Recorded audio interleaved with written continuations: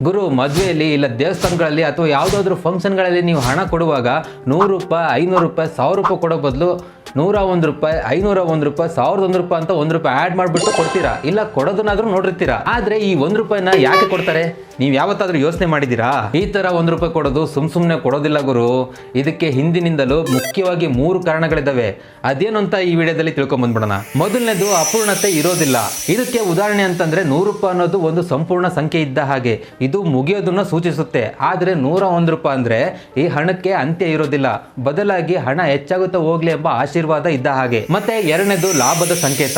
ವ್ಯಾಪಾರದಲ್ಲಿ ಕೊನೆ ನಾಣ್ಯ ಲಾಭದ ಮಾರ್ಗವನ್ನ ತೋರಿಸುತ್ತೆ. ಹಾಗೆ ಈ ತರ ಹಣ ಕೊಟ್ರೆ ಒಳ್ಳೆಯದು ಮುಂದುವರಲಿ ಅನ್ನೋದನ್ನ ಸೂಚಿಸುತ್ತೆ. ಇನ್ನು ಮೂರನೇದು, ಹೊಸ ಆರಂಭದ ಸಂಕೇತ. 0 ಅಂದ್ರೆ ಮುಗಿಯೋದು ಅಂತ ಭಾವಿಸ್ತಾರೆ, ಆದ್ರೆ 1 ಅಂತಂದ್ರೆ ಅದು ಹೊಸ ಆರಂಭ, ನವಜೀವನದ ಹೊಸ ಹಂತದ ಆರಂಭ ಅನ್ನೋ ನಂಬಿಕೆ ಇದೆ. ಇದಕ್ಕೆ ಹೇಳೋದು ಗುರು, ಈ ಹಳೆ ಸಂಪ್ರದಾಯ ಯಾವುದೇ ಅರ್ಥವಿಲ್ಲದೆ ಮಾಡಿರೋದಿಲ್ಲ.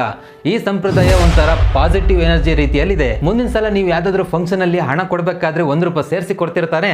ಹಾಗಾದ್ರೆ ಕಮೆಂಟ್ ಮಾಡಿ ತಿಳಿಸಿ. ಈ ಮಾಹಿತಿ ಇಷ್ಟ ಆದ್ರೆ ಒಂದೇ ಒಂದು ಲೈಕ್ ಕೊಟ್ಬಿಟ್ಟು ನಿಮ್ಮ ಫ್ರೆಂಡ್ಸ್ಗಳಿಗೆಲ್ಲ ಶೇರ್ ಮಾಡಿ. ಇದೇ ರೀತಿ ಹೆಚ್ಚಿನ ವಿಡಿಯೋಗಳಿಗಾಗಿ mj.com ನ ಫಾಲೋ ಮಾಡ್ಕೊಂಬಿಡಿ.